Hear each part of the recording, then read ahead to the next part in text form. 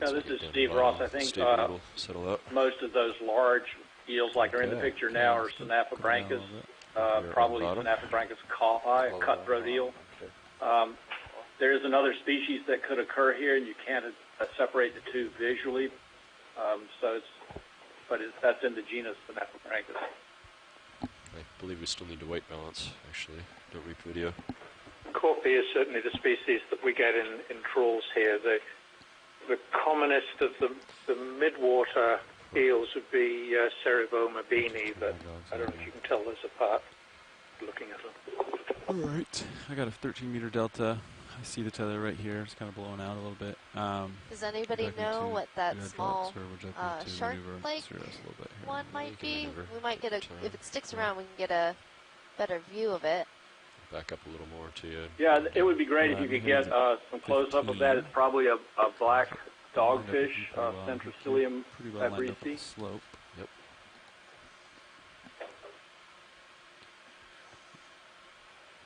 Come down a little bit. Bridge is snap. Yeah, I want to advise you guys, we are on the bottom now, and want to verify that center rotation is at the A-frame here a little bit. Yeah. And that hey, this is Tim. I know we're just settling out, getting organized here, but upslope, it looked to me there were some valves, like 5-valve shells. Very interesting. May not be, but just curious. Roger that. Thank you. Fish. I was actually going to ask about that myself, that whether those were bivalves down there, and if so, where they would be from.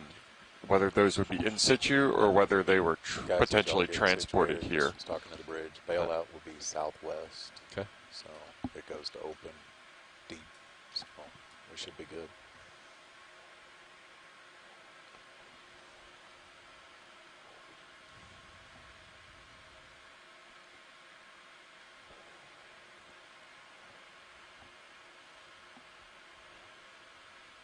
Feel like we always strain at the leash when we just first reach the bottom and we're not ready to go yet.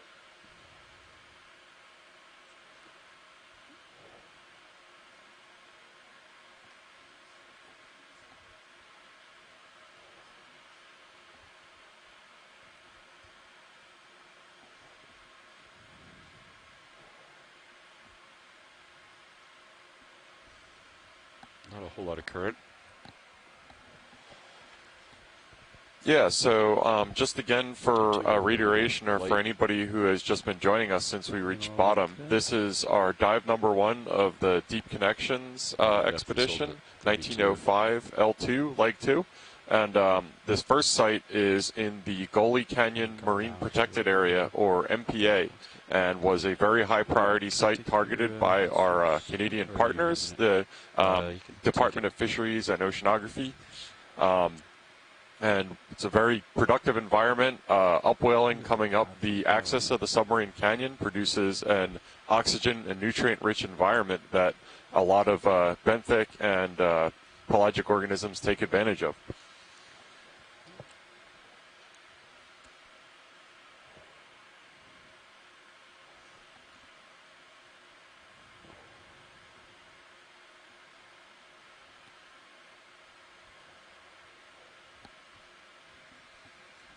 And this coming into the view of D2 right now, I was just told about this the other day talking to the ROV crew, is the true color correction tab on the manipulator arm of the ROV for our video team to be able to calibrate the color balance and saturation using a color chip that they know is the absolute true color on site at the location, which was a cool detail to me.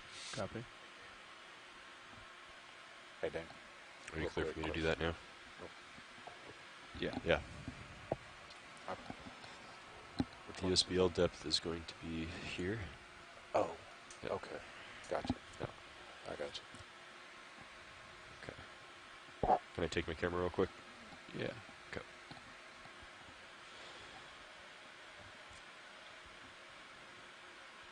We'll be back with you video.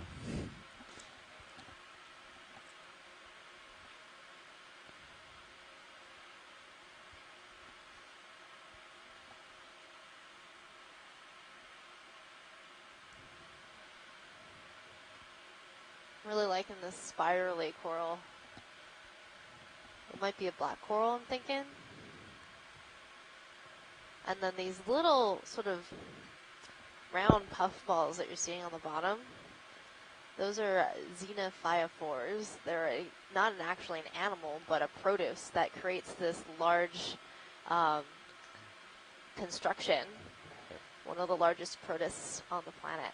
So that's a single-celled organism.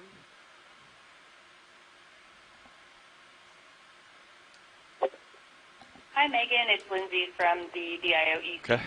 It is a really interesting benthic assemblage here. I think we're seeing some bamboo coral, what's likely to be Keratosis grayi at the bottom right corner of the screen. Yep. And on the soft bottom next to it, we're seeing the urchin Formosoma placenta, is a pressure sensor and I think a sea pen as well, as the xenophyophores, which are really common in certain parts of the Gully. Thanks. Centered here. I might have to nudge it. I guess slip sense in. So. Oh yeah, no problem. Okay, you can zoom in a little further. In terms of the bottom substrate that we just landed on, because this is one of, I feel like, probably the few times that we'll be talking about geology stuff doing this. It was really fine-grained sediment that we landed on that didn't take much perturbance to get it to be mobilized into the water column. And geological oceanographers and physical oceanographers always use the local sediment as sort of a first-order proxy for the current competency in the area. If there is extremely fine-grained sediment that is really easy to mobilize or move, then it will be swept away if there's any sort of energetic current. So the fact that here at the bottom we have this really fine, fluffy sediment that hasn't been moved around apparently too much tells us that this is probably more of a placid settling environment for fine-grained sediment and marine snow to settle out. Might be the...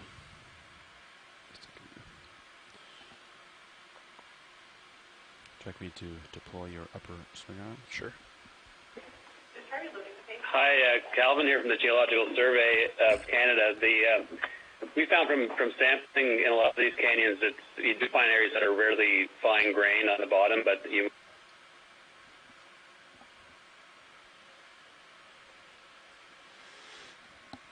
We might be bringing him in pretty quickly once we reach that rock face, but I think it'll be good for now. Do you like him towed all the way upward? Yeah, or do you like him straight? I like him all the way up. Copy.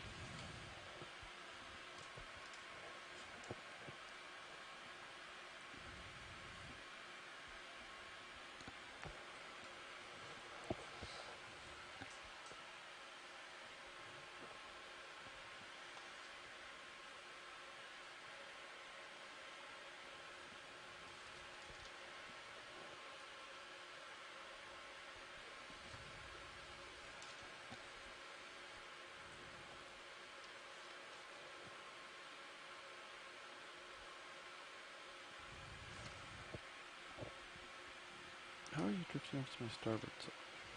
So I think your heading was turned. I'm only at 15. I think you were at like, wasn't it like 025 before? I turned and kept you to keep you right in the middle. Oh, okay. I don't know if maybe Sirius is still settling a bit. Yeah.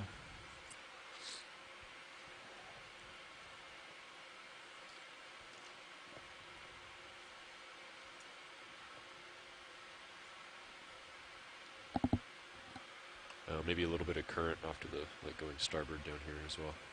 Yeah. You come down a few meters. And I know. How's that like? Maybe it's tugging your tether a little bit.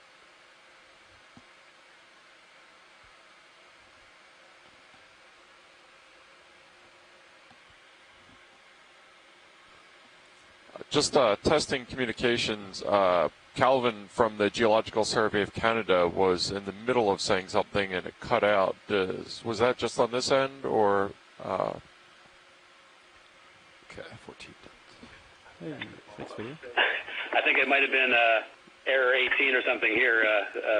More fingers than usual, but just saying that We often find the substrate in the canyon floors can be quite variable from place to place, and then some areas you'll find soft substrate, and then in others you'll find harder outcropping, sort of semi-indurated bedrock. The other thing in this dive, starting in for the 1,300-meter water depth, if there is outcropping strata, it's probably sort of Pliocene pre-glacial strata, and as you move shallower, sort of shallower than 700 meters and shallower, you're probably into more glacial sediments.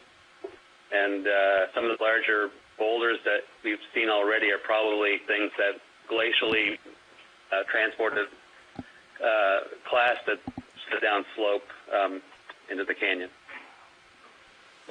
That's awesome. Thank you for sharing that. So that is a glacial trough that is connected to the head of this Gully Canyon, correct? I ran so far, but that's right, and we think pre-glacially it probably was also tied to a river system, which is pretty common with a lot of these canyons. So through glacial times, the ice margin was right at the shelf edge, and so glaciers and meltwater would have been feeding the canyon itself. And then as the ice retreated, it would have been a sort of basically a shelf-connected or a shoreline-connected canyon, and then as sea level rose even further, it became essentially an abandoned canyon system that only occasionally gets density currents flowing down them during either extreme events or through earthquakes and major storms. Thank you. That's great info.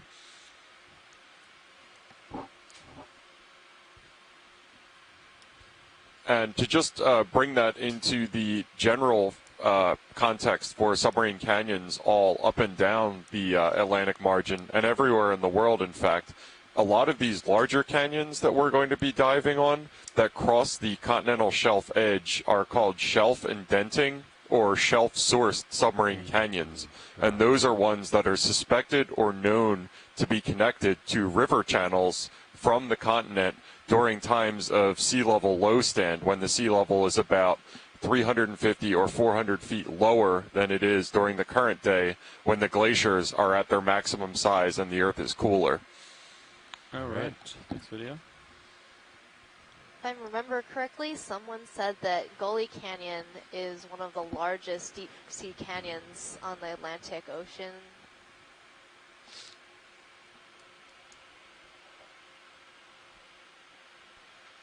Yeah, thank you for bringing that up, Megan. That was news to me. I didn't actually know that. I had just assumed naively that it was Hudson Canyon because it's just the largest one that I'm used to looking at.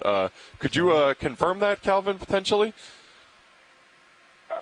The gully we claim as the largest canyon on the eastern seaboard. Hudson Canyon proper is quite small. There's a shelf valley that feeds from New York Harbor to the head of Hudson Canyon. That's quite big, but the actual canyon feature is fairly small. The gully is about the same size as Monterey Canyon in California, which of course is much better known because it comes close into to land. They're tiny compared to the world's really big ones. The Zemchuk Canyon in the Bering Sea is just Watch leads, this is Pilot. But the gully we think is bigger than anything else on the eastern seaboard. Can you guys hear me? Okay. You were talking earlier about its connection to rivers during the low sea stand. What's very unusual about the gully in modern time forward. is If you'd like to have a stop video or sample anything, let us know. There's not many canyons but we'll make our way slowly toward this cliff. The cliff is at least 50 meters tall and it's fairly vertical. And that's probably why we get quite a considerable up canyon water current, estimated 35,000 cubic meters a second. It's a difficult number to take hold of. It's very slow. It's half a meter a second, if I remember rightly. So D2 is stretched out 30 meters. To get up the length of the canyon. 25 meters beyond that. But it is a very considerable 55 meters from Sirius to the cliff. Fairly unusual, and it comes because there's somewhere at the head of the canyon for the water to escape.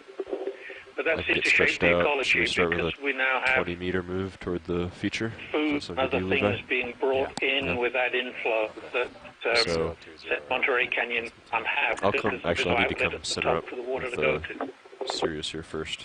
Okay. I'm going to come up. Like lateral to port? Yeah. Okay. Yeah, go ahead, watch lead. And just to confirm that figure that you said, that would be half a meter per second, so a 50 centimeter per second current that is relatively persistent going up the canyon axis? Okay, you better not quote me on that one. The 35,000 cubic meter a second you can quote me on. It's about 30 days, and it's about 40 kilometers we'll just hold it here from for now. the mouth of the canyon that to cool, just fine. You can do a partial zoom the head, video. if we take the head as where the Sheep Canyon walls end. So something more than a kilometer video. A day. I'm not going to try working that out in centimeters per second in my head, but somebody maybe can do it on paper. Okay, go a little tighter. Nope, no quoting will be done. No worries about that. It looks like we have on the D2 feed a very cool-looking fish that I'm hoping somebody biologically inclined can tell us what it is. This is Steve. I'm sort of biologically inclined. That's an Antimora rostrata.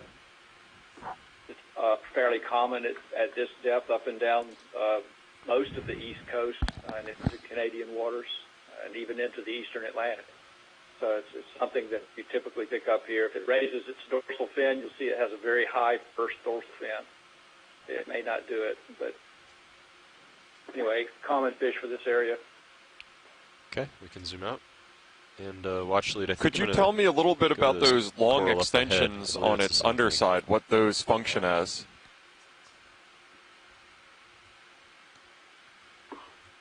Now we've got a pair of them, and also and a fitiform fish I can't quite identify, but those are extensions of the pelvic fins, and that's fairly common in that group of fishes, and quite often they'll use those as sensory mechanisms to feel the bottom or to stir up animals that are in the soft substrates so they can feed.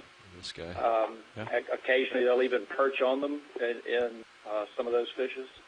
Okay, standby video, almost there. Thank you, awesome. So what we have on screen now appears to be a relatively large block. This might be something, either canyon wall debris or glacially derived erratic or large material transported by glacier. I'm not sure if they said that that was in this range of the canyon downslope, but it's very heavily encrusted by biological anchors on.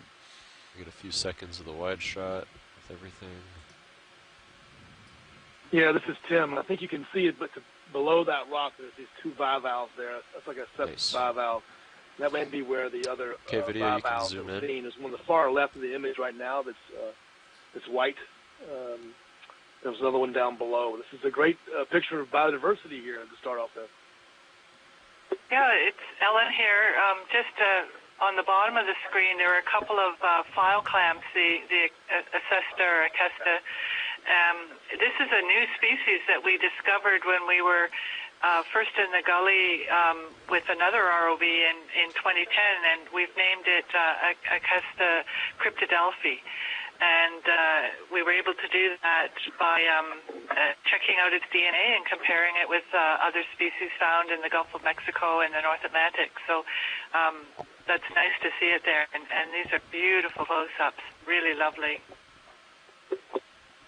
Thank you for that, Ellen.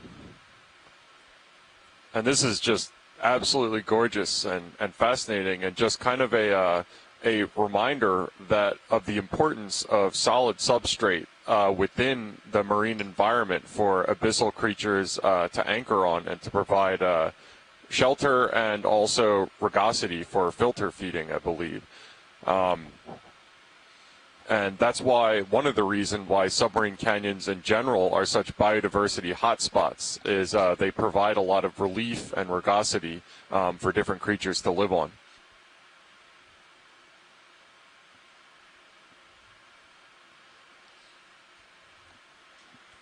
Okay, you can come out video, partial. Is there anything specifically you'd like to get a closer view of, watch lead? Javier Murillo from BIO. Now we can see the Acesta. Watch lead, is there anything else you'd like to, specifically you'd like to get a closer view of? You said before, although there are a lot of different fish, we can see some mushrooms, corals, the Antomastus of Pseudantomastus, the red one. So we can see some sea anemones, the white and purple, that is probably the genus Actinernus, and we have one species there, Actinernus nobilis. So with the yellow thing all recovering the rocks looks kind of slanted, and a lot of diversity there, as we can see some sponges, I think. Yeah, very interesting there. Going a little tighter. So one of the things that was on our list of animals to identify I think that's good with the still camera. A type of demisponge called Geodia. This looks very demisponge-like to me, this sponge that's come in our view right now, but doesn't quite match our description of a collectible organism. We also have a number of encrusting sponges on the rock. So we have both a yellow version in the upper left-hand corner of your view, and then there's some white encrusting sponges all over this rock. And then these feather-like organisms that you see are called crinoids. They're also known as feather stars. And these ones are free swimming, so if we were to disturb one, they could swim in the water column by undulating their arms quite rapidly. Okay, you can come out a little bit, video. Hi, Javier Murillo again. We wonder here if we can just zoom in the sponge below this one. We have seen another demo sponge white, and we would like to see if it's possible to have a look. Okay, you want to see the other sponge that's right below the one they were just looking at? We can do that. Thank you. We'll do a zoom on that.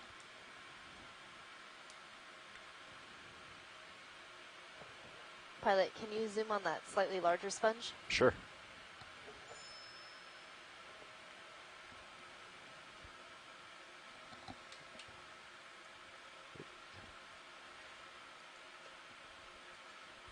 Okay, video, you can go in partial.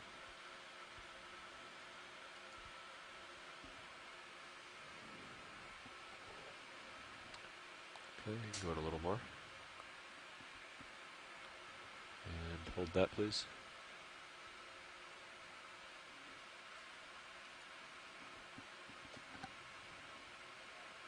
The sponge in the background. But while we have that little shrimp in view, does anybody know anything about that? That looked like a neat little critter.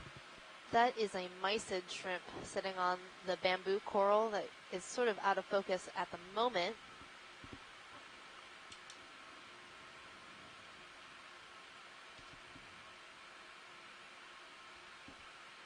And does this look like the Geodia sponge? It seems a little more solid than the first one. Demisponges are kind of interesting sponges, and I don't know that much about them. But they generally grow in shallower water, if I'm not mistaken. So seeing them at 1,000 meters or more is more of a rare occurrence, at least in the Pacific Ocean. Does anybody on the line know a lot about demisponges? All right, watch lead. Should we go ahead and zoom out and move on, or would you like to stay here longer? Okay, let's come out, video. We have one specialist of sponges, Joanna, in the chat. I'm not sure if she can call in or can comment on that. It could be this Geodia, but I'm not 100% sure, so another opinion would be helpful. Yeah, nice job, Brian. Turning to port a little bit here. Yeah, Megan, this is Tim again. I am certainly no expert on sponges, but you know, from my experience, that morphology and that, and I really couldn't see spicules per se, but it looked like to me, with all the images that I have, people would often call that Geodia spa, you know, and give it that designation from video like this. So I really don't know if I mean, I guess in the past it's an uncertainty if the folks from Canada say they've been seeing it a lot or don't know it or whatever. That might be a cue to whether to sample it or not. I guess to me it feels like if you're here, it's available. There's a question about it. It looks like a Geodia morphology to me. You can go on the Okeanos Where's the Explorer next waypoint? What's the just uphill? funnel guide and see similar pictures like that. No, it's called Geodia. Quite a ways up here. So it's a tough one. It's fun for. I think they just wanted to follow the steepest slope. So. Thanks, Tim. It does look a little rough for Geodia Beretti. I did see something interesting back to the right where you were. There was a large branching coral that did not look like keratosis. I'm wondering if it's possible to go back and have a look at it. There's quite a bit of current. Yeah. Actually, let me rephrase that. A little bit of current. I think we're trying to move along upslope since we did see a lot of stuff while we were coming down. It is a very steep cliff-like area, so we are going to move very slowly today. Yeah, so if you do see something of interest in the screen right now, we can zoom in. There is a bamboo coral, and then there's these yellow branching corals. You're still seeing straight in front of you, right? Yeah. Okay, we'll keep our eye out for it. Whiter. Okay. I don't know if it's just lighter sediment, more reflective. But And just to circle back around on that really stunning encrusted block that we saw a minute ago, whether that was glacially sourced or sourced from the slope failure of a canyon wall, we know that that was not emplaced in that environment or did not develop in that environment. So we know something about, at some point, that block was transported there by some energetic process. These are the geological footprint clues that we can get from this ground truthing video. And sounds good to me. You good with 0.2 knots? Or yes. Decimal 2 sounds great. Okay. Sure. Bridges now. Yeah, ready for a move. Distance of 20 meters. Okay. Can you at do a bearing partial zoom of video? 0.20 at a speed of 0.2 knots.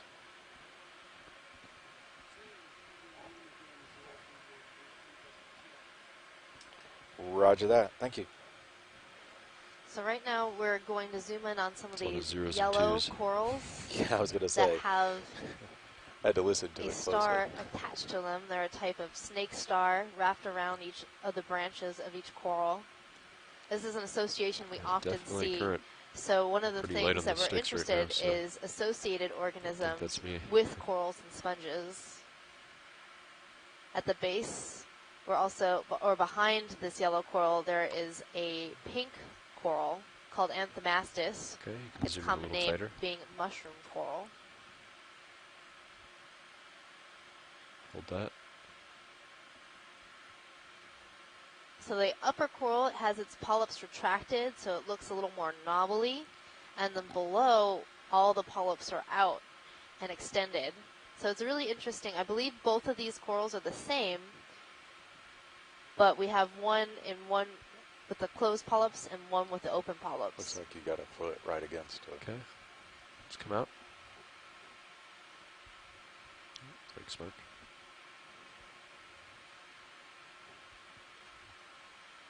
So that might be a type of pluxorid coral.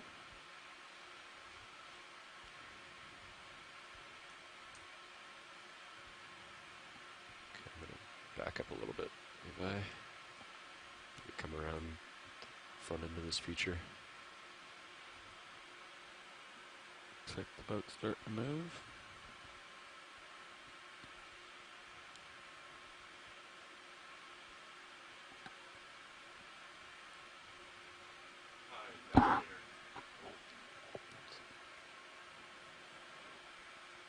Yeah, Snap, go ahead.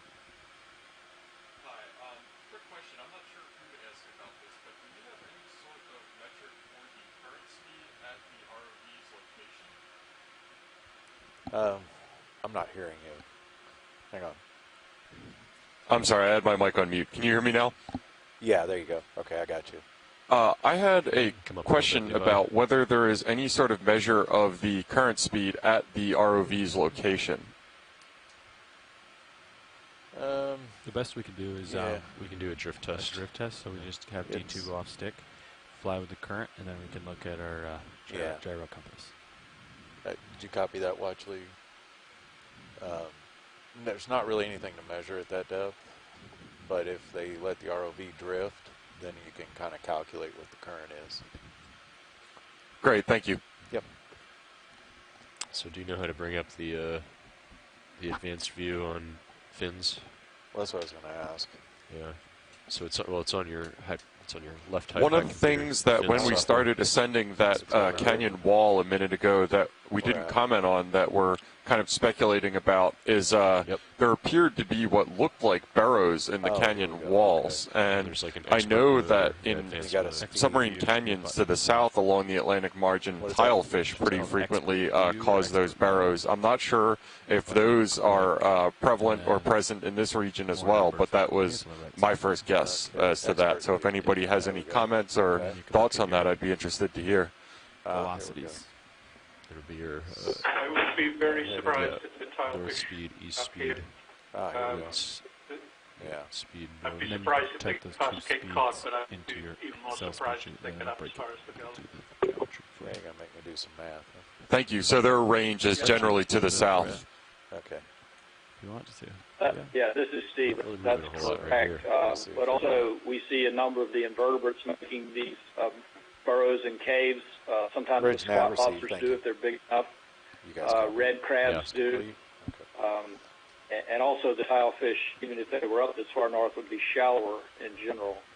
So it's probably, those burrows are probably made by some of the larger invertebrates.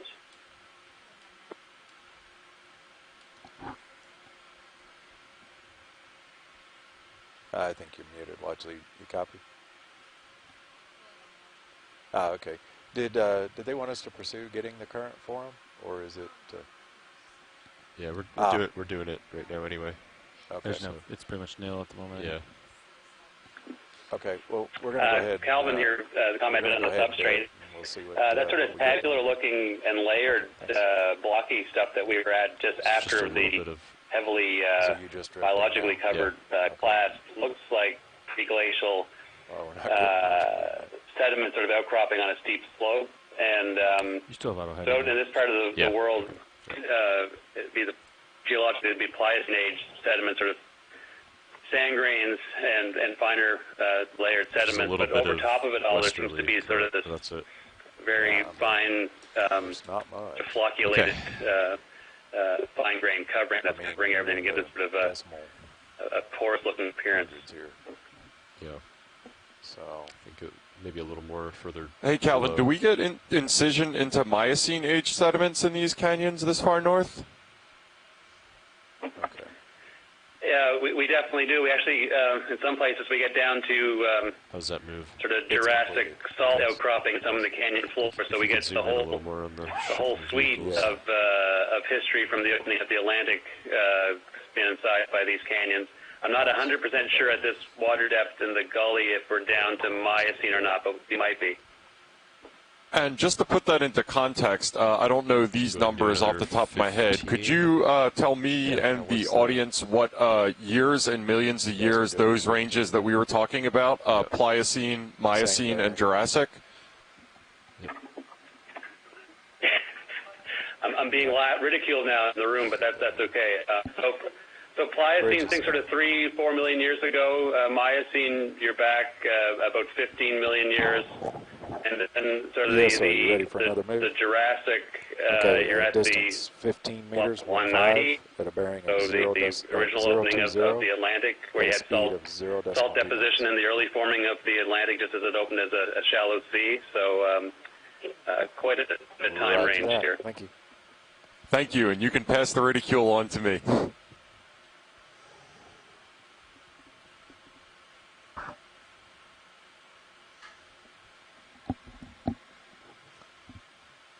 Okay, we'll be moving here. Okay. Copy. Go ahead, watch lead. We certainly can. What would you like to see?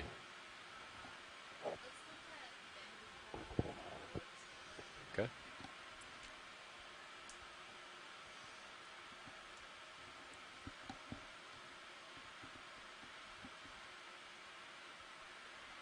So we're going to zoom in on some of these bamboo corals that we're seeing on this boulder.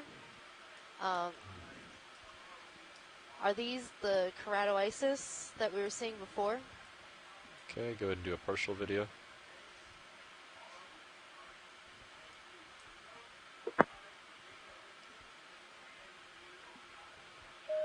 Okay, going tighter. So one of the things we look at when we're zooming into a bamboo coral is where the bamboo coral is branching.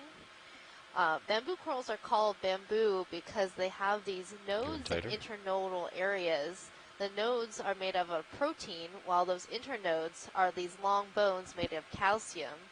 And you'll see this black band, that's that node, and it's below the branching point of the coral. So we would call this an internodal bamboo coral. Other identifying features we might use to try to identify this species would be looking at the little hair-like projections that you see on the polyps. What's so great about our camera system is that we can zoom in so far. It's like our own personal magnifying glass of the deep.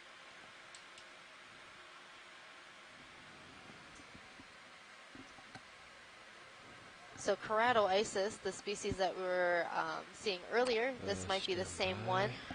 Keratoisis is an internodally branching bamboo coral.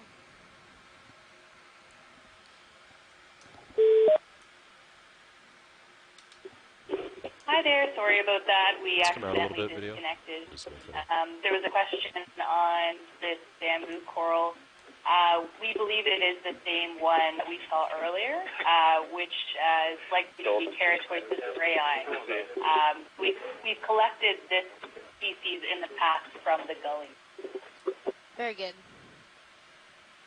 Is there anything else here that you saw that might be interesting? There's this yellow dema sponge. And I did see a really interesting soft coral earlier, but I'm not seeing it in view right now. There's a bunch of these anthomastus, and let me know if you see that other bamboo coral that you didn't think was keratoisis, and we'll try to get a zoom of it. Okay, anything else you'd like to see, Watch Lead? I don't believe we're seeing it in view here. What was striking about that one is that it was very fan-shaped and not so much bushy like the Keratoisis we see.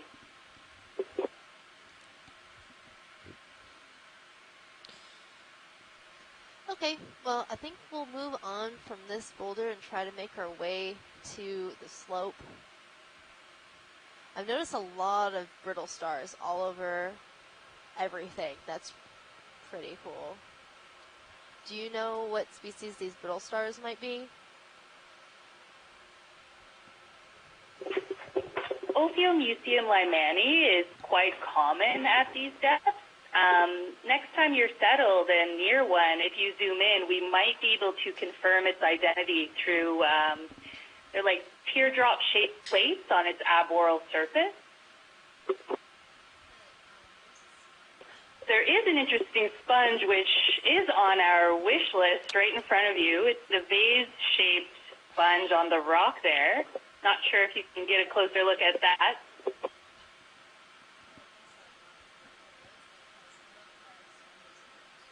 Okay.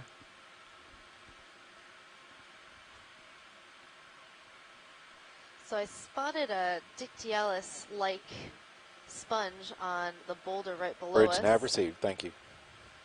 So let's take a look at that and see if it might be something we want to collect. That's great. Thank you. You guys copy moves complete, so. Copy that. Thanks. It's that one there at the bottom of the screen. Job. Jeff was the one who spotted the Dictyalis-like sponge.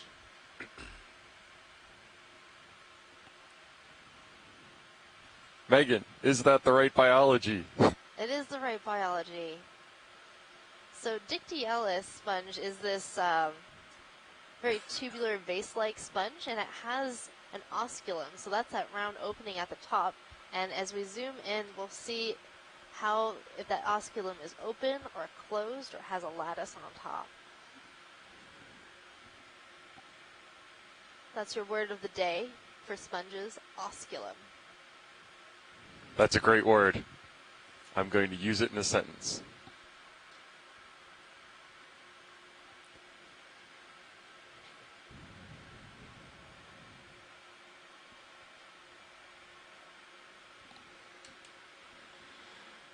Right, video, you can zoom in.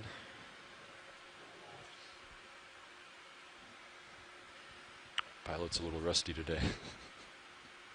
You can go in tighter.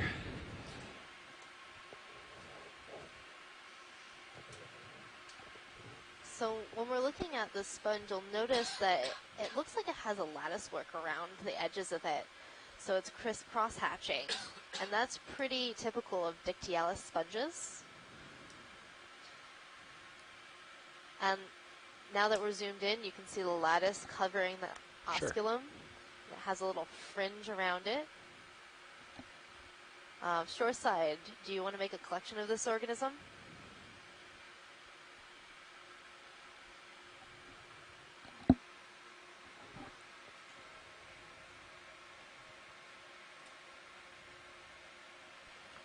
And just to confirm on the size scale, to refresh my memory, the lasers are 10 centimeters apart, and it looks like that's about the length of the sponge. Is that correct?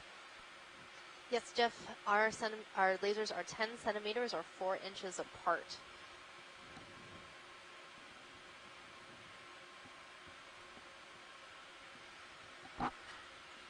Okay, let's come out a bit, video. Is this something we want to collect, Watch Lead? Yes, pilot, let's make a collection of this. Okay.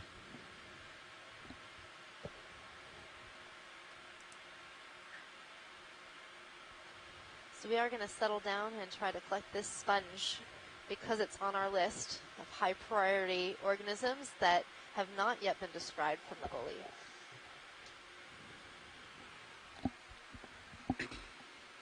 Does that look a little far? No, that should be fine, I think. It's pretty far So away. as they make the collection, we might be getting a little quiet. We're going to give the pilots let's try it. Some quietness to focus on using the manipulator arm and getting our organism in the basket. Our dogs are up.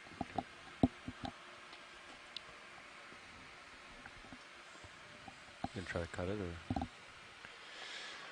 cradle. We got cradle and then scrape it off the back. I'm concerned it's like really super brittle, really attached. Oh yeah. But it might just like pluck off. Hey, Watch Lead, this is Pilot. Just curious if you know if this would be pretty brittle or soft, or if you know much about the texture. This should be decently soft. Okay. All right. Yeah, I would try to pluck it from the base. Yeah. Okay. Now this coral is in the family Euplectellidae, which is one of the softer corals. We usually try to describe them as crunchy or soft because this coral, this sponge, when we collect it, will I think that's fine. just bend and stay as a tube. And some of the other corals, sponges that we collected are That's more correct. fragile. We're ready to go in the break apart. Indexed and that out. has to do with the lattice work on the sponge.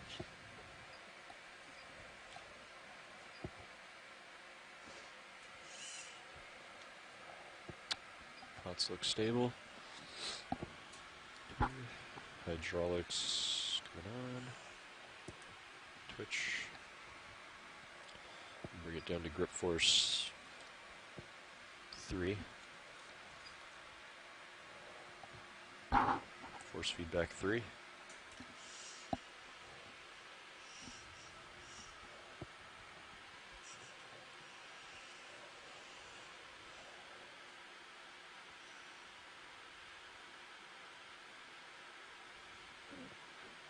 I got the port side ready to go. Okay.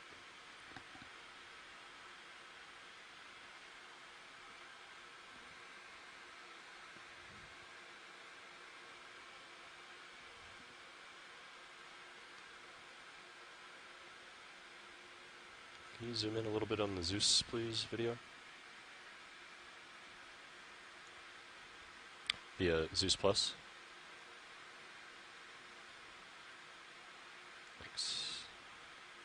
Hold that, please. Pretty small, huh? Yeah, you could tilt up on that camera, please. Pilot. On my camera. Oh, copy. Coming out. It is quite small. Holding there. Might work out well. Might, like, part of it might get in the tag on.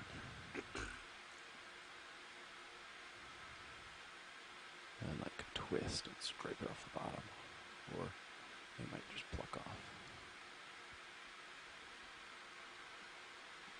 This might. Yeah. So just, yeah. I'll just kind of grab it like this, try to get it in the tag on, and twist the wrist to pluck it off. Yeah, or maybe give it like a wiggle first and see if it plucks, and then if that doesn't work, then do that twist and scrape the back there. Okay.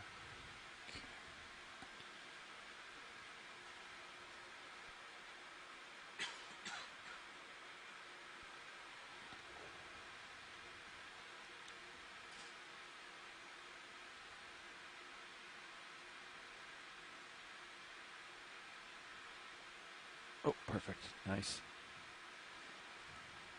Came right off the wall. No problem. Jack, need to extend the drawer. Let's see, you think you can get it open without hitting the bottom? Might be able to wing the starboard side in, too. Yeah, sure.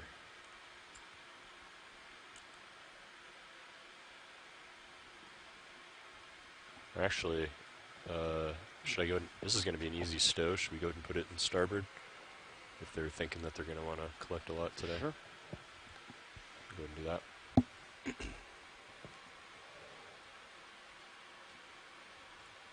Okay, I got them both open here. Okay. So they should be.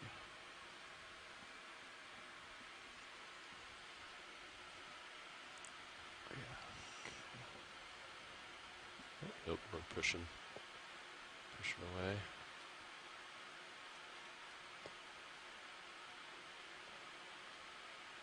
Get that baby out of the way. Stable. Do you want to bring Mini Zeus down? Yeah. Let's zoom out on Mini Zeus all the way. Thanks.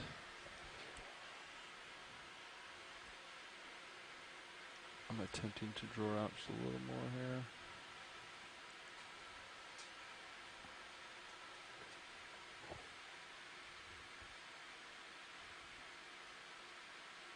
Okay, you can hold that and get it in.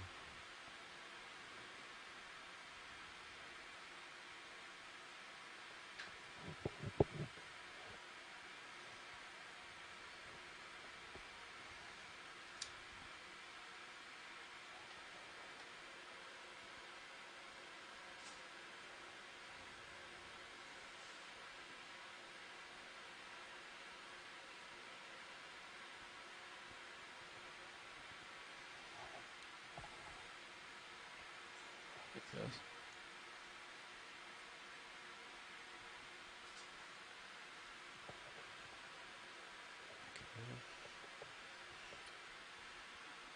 Okay. Drifting starboard a little bit.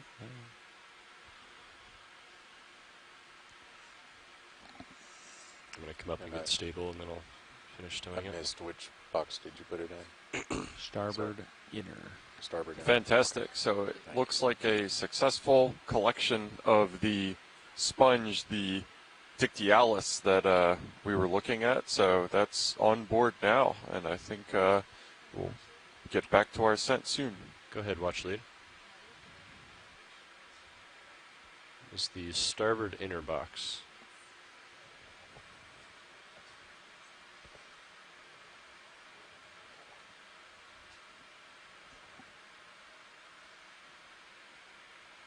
Wow, that was a shrimp darting across our view. That's very cool.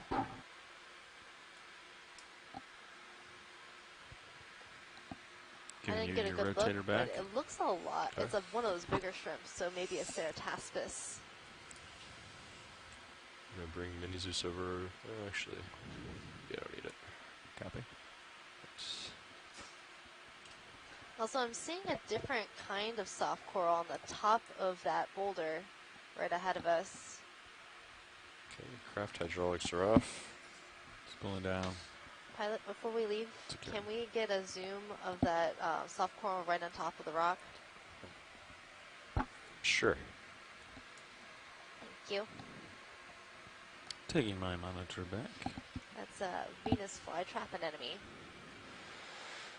Okay, you can zoom in video. Yep. Today's an extended dive, right? Late recovery, yeah. 6:30? Okay. 50 meters at 18:30, yeah. 18:30, okay. Okay, you can go in tighter video. Thanks. Hold that. So, sorry, is the one on the right or the one above? The top one. Top. Javier Murillo. This Okay, soft go in tighter coral video. probably is also belong to family Nesteidae. And we have Duba Florida in this area, and also Trifa. The broccoli coral.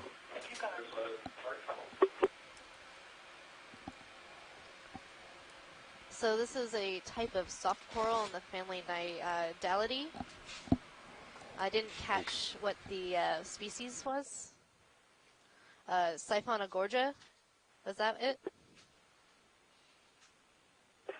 Yes, this belongs to the Nesteidae family, and there are two common species in the area. One is Duba Florida, and the other is Trifa. And the species could be Trifa flavescens, but this one, Duba Florida, doesn't have sclerites in the trunk, and I don't see sclerites, so it could be this species. In order to confirm that we will need to have the sample, but we can confirm the family, Nesteidae. Okay, thank you.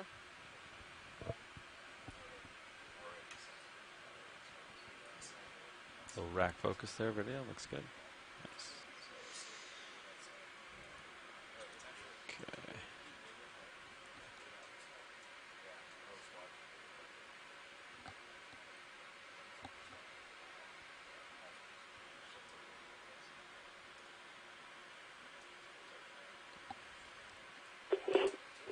Hi there. There was an interesting cup coral behind this rock here. Just wondering if you could zoom in on that. Yeah, no problem. Yeah, video when you're clear, you can come wide. When we're clear with this pilot, there was a cup coral just beyond, right in the right-hand side of the screen.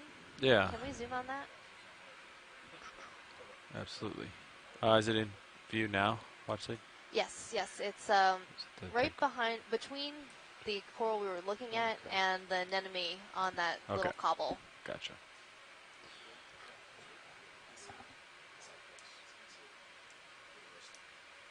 Okay, video. Come in from here. Yeah, you can zoom in video. I think it's this guy. And if they need a closer look, I can get closer. Yeah, you can come in video. This is what they're talking about.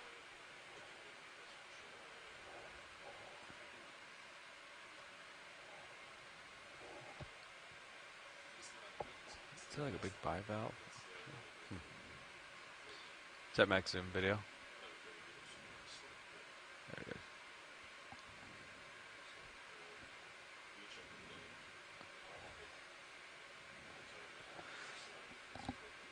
So we're seeing a number of things on this bivalve shell. It's a really interesting microenvironment. A couple anemones and a cup coral, that's that center one. And then a type of polycute worm coming out of this tube. Hey Megan, can you define a microenvironment for me? That's a new term for me. It's not a real term. I just sort of, it's like a small little, this little tiny shell is supporting a bunch of organisms all at once. You know, when a scientist says it, it becomes an actual thing. So I think microenvironment is a thing now. Oh, I think it was a thing. It just has a different definition that I'm not quite sure of how someone might define it. You know, it's sort of like the word deep. You know, we say we work in the deep sea, but different people working in the deep ocean define it differently. Some people say deep is, you know, below 50 meters. Video. Other people say deep is at, you know, 5,000 meters. Sure. That's a really good point, and that's something that comes up pretty frequently when scientists from different fields are talking to each other. So that's a nice little insight into our world.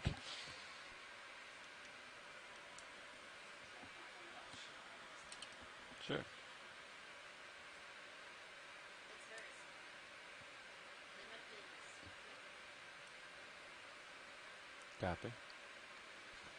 And Megan, can you humor a geologist and tell me how do these corals, which are sessile organisms, end up on these hard substrates? So corals, when they're young, are actually planktonic. All right. So the larvae will float in the water column and then settle out to these areas. And you'll notice that they settle out on higher areas, like on these boulders or on cliff faces, because those are areas where they get the most food. Water is passing over those areas. So that's why we think that's why we see these animals where we do.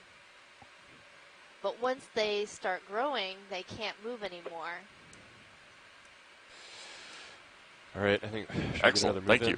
I was gonna ask if you guys are ready. Hi, I think we just saw that coral to the left. I don't know if you can pan at this point, but it'd be great if you could try the other way.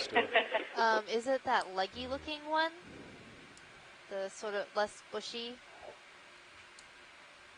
coral? I think it was even further. I think we could afford a... Pilot, can we let's just do 10 meters at 020. Yeah. So while he's looking at stuff, we're at least moving a little bit. Then he can stretch out when he's done. How far did you say? 10 meters at 10? 020. Is this Sound the good to you, one Levi? that you were looking at? Yeah. Okay. There, dead ahead. Oh, dear. All right, Pilot, can we zoom in dead We're ahead? just, Yeah. Nav, let's hold off. Hold on. Sorry. Okay, cancel that. Stand by. Let's check. I want to check this guy out. It's kind of off the dive track just a little bit here. Oh, then we'll go up. How's that? Okay. Yeah.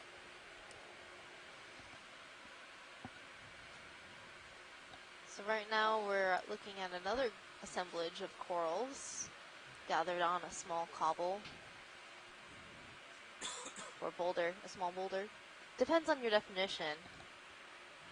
Ooh, cobble boulder, that's all entirely subjective.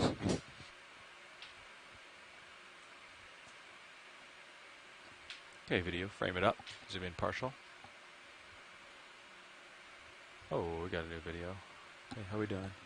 So this coral has a number of associates along with it. Look at all We're those. seeing a Venus flytrap anemone, along with a bunch of snake stars wrapped around the branches of this coral. Co-pilot, can you take my road data? You got it. All right, video. What part should we zoom in on? I just saw the anemone contract. Can you tell me what kind of stimuli will cause it to have that instinct? Well, it probably felt that we were here, and it's protecting itself. Dan. So we disturbed the water as we started landing. Dan, you can. And it probably sensed that vibration Tilting down. and pulled its tentacles inward. And holding. Actually, Caitlin, could you It could've unlatch the also talk on caught me and I'll something listen to you? and was trying to feed it. As we zoomed in, we did see it like contracting, so maybe it just caught a meal and is putting it into its mouth. I'm going to tilt up just a hair. As a filter feeder, we might be making its job a little easier. Then this yellow organism is also a type of coral. It's a zoanthid, and it grows on top of other corals, so it's parasitic to corals. Copy. Zoanthids. And the pink coral you see in the back is a type of coral that's known as a pink coral, or corallity.